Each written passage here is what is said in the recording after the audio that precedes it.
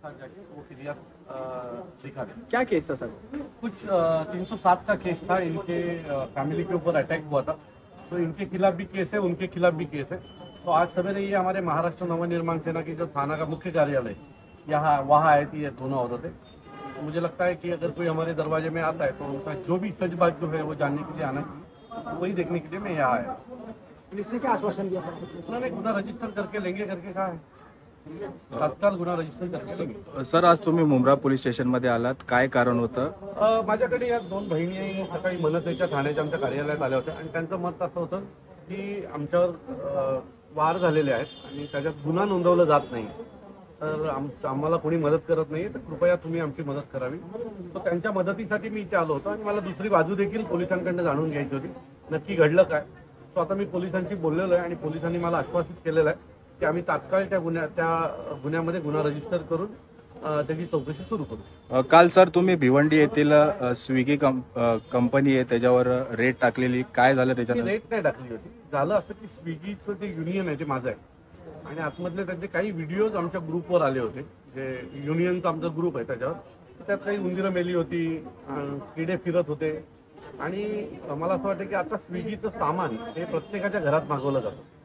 तो एक दक्ष नागरिक म्हणून मला असं वाटलं की पद्धत चुकीची आहे। जर लोकांचा स्विगी ब्रँडवर विश्वास आहे तर तिथे जर अशा प्रकारचं सामान मिळत असेल तर त्याचा विरोध केला पाहिजे आणि म्हणून मी काल तिथे गेलो होतो। काल आपण ते पाहिलं, काल फूड अँड ड्रग्स डिपार्टमेंटला त्याची तक्रार मी लेखी केली होती आणि त्यानंतर काल संध्याकाळी फूड अँड ड्रग्स डिपार्टमेंटने त्याच्यावर कारवाई केलेली आहे। त्यांचं गोडाऊन जे आहे ते आता बंद केलेलं आहे आणि पुढील निर्देश येईपर्यंत ते गोडाऊन बंद राहील असं पत्र फूड अँड ड्रग्सने मला पाठवलेलं आहे। क्या कहेंगे कि जो वापस से अभी एक उत्तर भारतीय और मनसे का तो वाद विवाद से वापस शुरू हो गया महाराष्ट्र मैं वापिस आपको बोलता हूँ, हमारे मेरे बहुत सारे दोस्त उत्तर प्रदेश से आते हैं। मैं अभी कुंभ मेला गया था तो मैं भी मेरे दोस्त के ही घर पे रुका, तो ऐसा ये झगड़ा उत्तर भारतीय और मराठी ऐसा है नहीं। हमारे बहुत सारे दोस्त ऐसे हैं कि जो हमें कभी कभी शर्म आती है उतना अच्छा मराठी बोलते हैं। तो मेरा कहना ये है कि अगर आप इतने सालों से महाराष्ट्र में रहते हैं तो मराठी बोलना सीखना चाहिए, मराठी में बात करना चाहिए। क्या प्रॉब्लम है? जिस भाषा ने, जिस धरती माँ ने आपको इतना बड़ा किया है, आपको रोजी रोटी दी है, तो उसका सम्मान होना चाहिए। तो हमारी जो बात है, हमारी जो लड़ाई है वो भाषा के ऊपर, हमारा किसी आदमी के खिलाफ ये नहीं। जो आदमी हमारे से प्यार से बात करते हैं, बहुत सारी जगह ऐसा होता है कि हम बोलते मराठी में बात करो तो वो बोलता है ज़्यादा सीख लूंगा मैं, तो हमें भी अच्छा लगता है कि उसकी इच्छा है कि मराठी सीखनी चाहिए। अगर मैं यहाँ रह रहा हूँ तो ये यहाँ की भाषा और यहाँ के लोग उनका सम्मान करना चाहते हैं। मतलब आपका कहना है सर महाराष्ट्र में रहना तो मराठी बोलना सीखना चाहिए, क्यों नहीं सीखना चाहिए? उसी को लेकर एक उत्तर भारतीय ने कहा था कि अगर ऐसा है तो आप आके सिखाइए मुझे, मैं एनी टाइम मैं रेडी हूँ सीखने के लिए, लेकिन आप भेजिए, मेरे पास टाइम नहीं कि मैं सीखूं, आप खुद भेजिए और मुझे सिखाइए। इसके ऊपर से उसका एरोगेंस पता चलता है कि उसकी दानत क्या है, तो फिर ऐसे लोगों को मार खाते हैं हमारे। मैंने कहा ना, एक आदमी मुझे बोला, हम लोगों को बोला दादा मला थोडा वेळ द्या, आम्ही पण शिकू। तर आम्हाला बरं वाटलं, आम्ही जाताना त्याला मिठी मारून निघालो, पण जर असं बोलत असेल तर त्या थोबाड्यात पडणारच आमचं। तुला वेळ नाही आहे ना, मग इथं राहू नको, तुझ्या गावाला जा आणि तिथे शिक, तुला काय शिकायचं ते।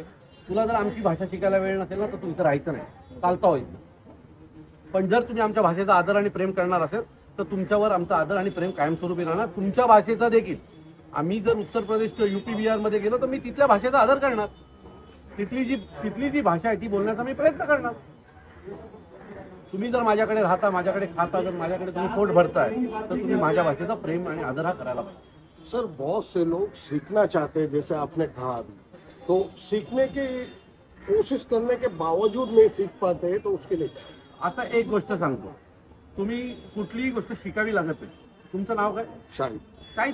मी मराठी बोलतोय, तुम्हाला कळतंय ना?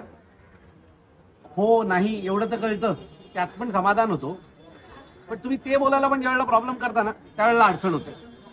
तुम्ही थोडी तुटूक मुटूक बोलले, आम्हाला कळतं की याचा इच्छा चांगली आहे, याचा उद्देश चांगला आहे, एवढं तर आम्हाला कळतं ना।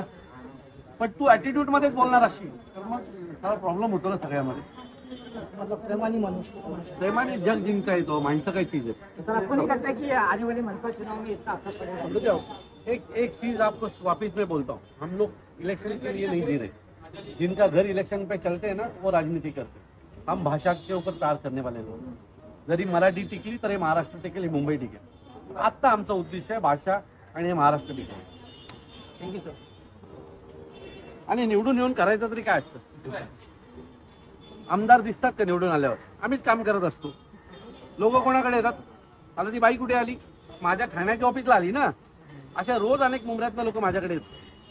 त्यामुळे जर आमदारांकडे जाण्याच्या ऐवजी मनसेच्या ऑफिसमध्ये जायला लोकांना बरं वाटत असेल ना, तर आमचा ट्रॅक बरोबर आहे. चला दादा. चला.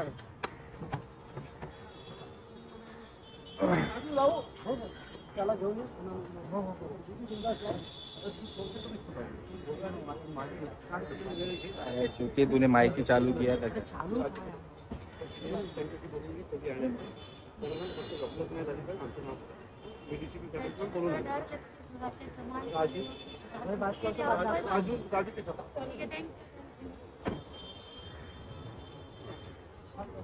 था यार.